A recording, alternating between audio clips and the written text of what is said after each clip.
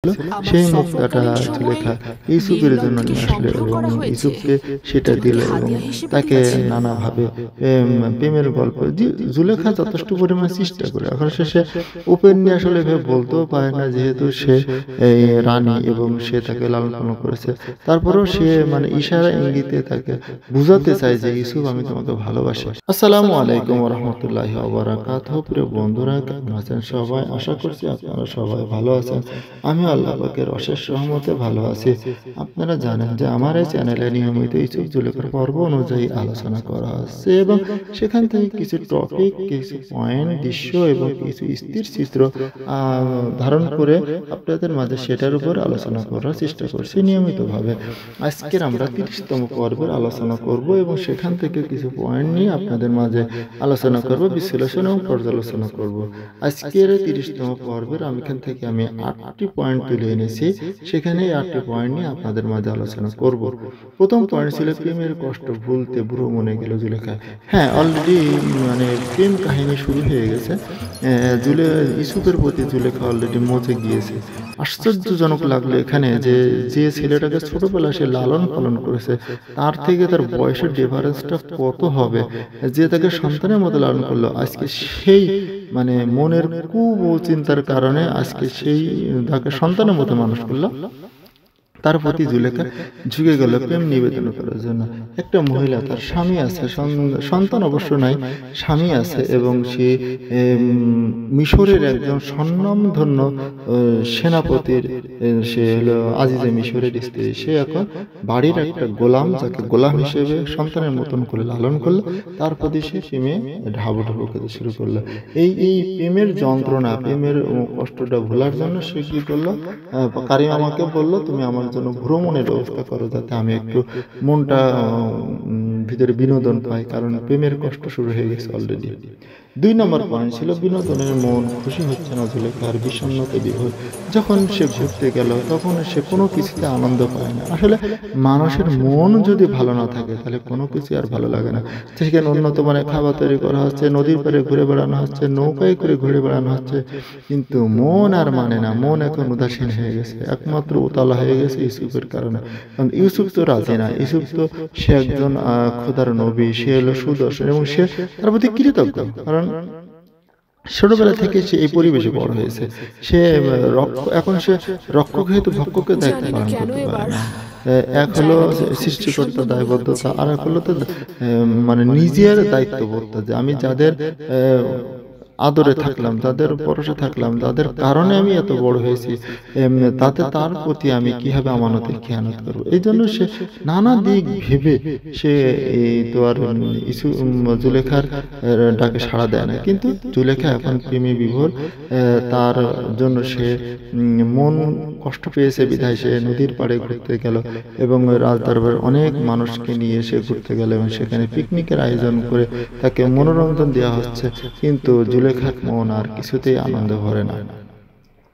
3 নম্বর ছিল বিনোদন ছেড়ে ফিরে আসার সিদ্ধান্ত জুলেখার। যতই কারিমামা নানা রকম চেষ্টা করতেছে জুলেখার মনটাকে, আসলে কারিমামা জুলেখাকে কিন্তু অনেক ভালোবাসে, এটা সত্য। যে সে ইউসুফকে নানাভাবে ইগনোর করছে এটা ঠিক আছে, কিন্তু কারিমামা জুলেখাকে কিন্তু অনেক ভালোবাসে।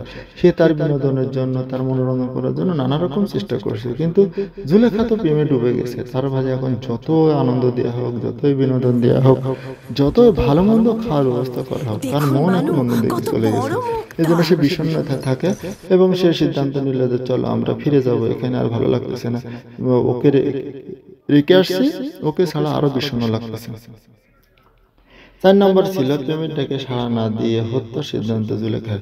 এই যে কারিমামা এবং জুলেখা মিলে এরা এইরকম একটা পরামর্শ নিল, যে কারিমামা বলল যে আপনি তাকে লালন পালন করেছেন, তার প্রতি আপনার হক আছে, কিন্তু সে কেন আপনাকে, আপনার হুকুম আগে এক যুগে একটা কিন্তু ছিল যে দাস দাসীকে তারা ইচ্ছা মতো যৌনভাবে ব্যবহার করত। সেই যুগে হয়তো বা এরকম একটা জিনিস ছিল যে যারা দাসী থাকবে, তাদের রাজদরবার যারা থাকবে, তারা তাই ইচ্ছা মতো যৌন কাজে ব্যবহার করবে। কিন্তু আসলে অন্য লোকের সাথে, অন্য দাসদের সাথে তার ইউসুফের তুলনা হয় না। ইউসুফ তো একজন আল্লাহর প্রেরিত রাসূল, তার দ্বারা তার এগুলো সম্ভব না। কিন্তু তারপরও সৃষ্টিকর্তা আসলে কি ঘটনা ঘটাবে, কেন এরকম একটা পরিবেশ, এরকম পরিস্থিতি সৃষ্টি হয়েছে, আল্লাহ পাকে এই ভালো জানে। জানি না ভবিষ্যতে কি হবে। কিন্তু কারিমামা তাকে বলে, যদি সে আমার প্রশ্নোত্তর স্বীকার না করে, সে যদি আপনার হুকুম না মানে, তাহলে আর কি করার আছে, হয় তাকে মেরে ফেলতে হবে। এরকম একটা সিদ্ধান্ত তারা নিয়ে ফেলে। 5 নম্বর ছিল গোলামদের থাকার জায়গা পরিপাটি করার সিদ্ধান্ত। এর আগের পর্ব গোলামদের থাকার জায়গাটা সুন্দর করার সিদ্ধান্ত তত্ত্বাবধায়ক নিয়ে ঘর করে যে ইউসুফ নিয়েছিল, এবং পরবর্তীতে সেটাকে আরো বাস্তবায়ন করা, আধুনিকায়ন করা, তাদের জন্য উন্নত থাকার ব্যবস্থাটা করার সিদ্ধান্ত নিল ইউসুফ, এবং সেটা বাস্তবায়ন করলো। মানুষ, গরিব মানুষ, তারাও খুশি যে আমরা এতদিন মানে অনেকগুলো মিলে, অনেক বাচ্চা কাচ্চা মিলে আমরা গরু ছাগলের মতন একটা ছোট ছোট খোপের ভিতরে থাকতাম। এখন আমাদের জন্য ইউসুফ ভালো থাকার ব্যবস্থা করে দিল, ভালো পরিবেশের ব্যবস্থা করে দিল, একটা সুন্দর ডেকোরেশন করে দিল। এই জন্য তারা এটার জন্য তার প্রতি খুশি থাকে। 6 নম্বর ছিল ইউসুফকে মুক্ত করে দিল জুলেখা, এবং নানা কথা ইউসুফকে ভোলাতে চাইল। হ্যাঁ, যখন ঘুরে আসলো, ঘুরে থেকে এসে চাইছিল যে ইউসুফ আসলে যে যাকে ভালোবাসে তাকে কিন্তু অনেক খুশি করার অনেক চেষ্টা করে। এটা ভালোবাসারই একটা সিস্টেম, বা ভালোবাসারই একটা কৌশল। এই জন্য সে যখন ঘুরতে গিয়েছিল, ওখানে তার সাথে যারা গিয়েছিল, তারা ওই নদীর ভিতরে, নীল নদীর ভিতর থেকে কুড়ে কিন্তু অনেকগুলো ঝিনুক পালা, ঝিনুকের ভিতরে তো মুক্তা থাকে, অনেক বড় একটা সুন্দর একটা মুক্তা পেয়েছিল। সেই মুক্তাটা জুলেখা ইউসুফের জন্য নিয়ে আসলো, এবং ইউসুফকে সেটা দিল, এবং তাকে নানাভাবে প্রেমের গল্প জুলেখা যথেষ্ট পরিমাণে চেষ্টা করে। এখন সে ওপেনলি আসলে বলতেও পারে না, যেহেতু সে রানী এবং সে তাকে লালন পালন করেছে।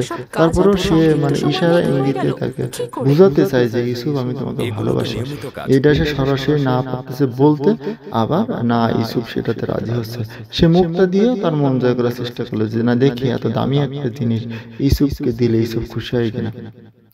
কিন্তু ইউসুফ তো তার কাছে এগুলো কোনো মূল্য নাই। সে এই মুখটা বিক্রি করে সে আবার গরিবদের জন্য মানে থাকা খাওয়ার ব্যবস্থা করে দিলে, আমরা পরে সেটা জানতে পারবো। 7 নম্বর ছিল কারিমামার সকল করে জুলেখা নিজে অতিষ্ঠ। হ্যাঁ, কারিমামা বারবারে তাকে ফুসলাই। এটা আপনারা প্রথম থেকে দেখেছেন, কারিমামা ইউসুফের বিপক্ষে সে সবসময় কাজ করছে। সে আবার বারবার উল্টো আরো তাকে বলে যে আপনি হলেন রানী, আপনার তারপর হক আছে, কেন সে আপনার কথা মানতেছে না, কেন আপনার বসিত স্বীকার করতেছে না। এভাবে সে নানা রকম আরো কথা বলে, আরো উল্টো পাল্টা কথা বলে। জুলেখা আরো রেগে যায়, কারণ ওই যে বলে চোরের লক্ষণ অনেকটা এরকম হয়েছে আর কি। 8 নম্বর পয়েন্ট ছিল সফর সম্পর্কে বেনে সাবুর কাছ থেকে তথ্য নিল ইউসুফ। ইউসুফ জিজ্ঞেস করলো, কে বেনে সাবু? তোমরা তো জুলেখাকে নিয়ে, জুলেখা নিয়ে ঘুরতে গেছিলে, কি এমন হয়েছে ওখানে? কেমন তোমাদের বিনোদনটা কাটলো? কেমন তোমাদের তোমরা যে ঘুরতে গেলা, বিষয়টা কেমন কাটলো? সে তখন বললো যে হ্যাঁ, আমরা ঘুরতে গেছিলাম, অনেক আনন্দ করলাম, মজা করলাম, কিন্তু জুলেখার মনটা ভালো ছিল না। কেন জানি বানু জুলেখা সবসময় বিষণ্ণ থাকতো, এটা তাদেরকে কষ্ট দিয়েছে, এবং তাদের এটার জন্য তাদের এই বিনোদনটা মানে কষ্টদায়ক হয়ে গেছে। আজকে এটা বেনে সাবু ইউসুফকে রিপোর্ট দিল। তা এই 23 নম্বর পর্বে অনেক গুরুত্বপূর্ণ বিষয়গুলো আমরা দেখলাম। এই পর্বে দেখা গেল যে অলরেডি জুলেখা প্রেমের কারণে হাবুডুবু খাওয়া শুরু করে দিয়েছে ইউসুফের প্রতি, এবং প্রেমের কারণে যে মানুষের অনেক ভালো লাগাও যে ভালো লাগে না, অনেক সুন্দর খাবারও যে ভালো লাগে না, তারই কিছু দৃশ্য আমরা এখানে দেখতে পেরেছি। কারণ যেহেতু ইউসুফ এখন আর রাজি হচ্ছে না, ইউসুফ থেকে মনকে সরিয়ে নেওয়ার জন্য, বিনোদনের জন্য ঘুরতে গেল, নদীর পাড়ে গেল, নৌকা ভ্রমণ করতে গেল, তারপরও জুলেখার মন প্রশান্তি আসে না, তার ভালো লাগে না, সে সবসময় বিষণ্ণতার ভিতরে থাকে।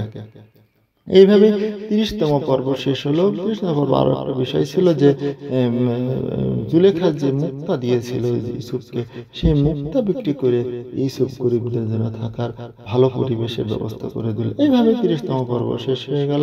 পরবর্তীতে আমরা আরো অনেক গুরুত্বপূর্ণ বিষয় জানতে পারবো, আরো ঘটনা অন্যদিকে মোড় নিচ্ছে, সেই সমস্ত বিষয় আমরা জানতে পারবো, বুঝতে পারবো, এবং আপনাদের সাথে আলোচনা করবো। আশা করি সাথে থাকবেন। আজকের মতো এখানে শেষ করছি। আসসালামু আলাইকুম ওয়া রাহমাতুল্লাহি ওয়া বারাকাতুহু।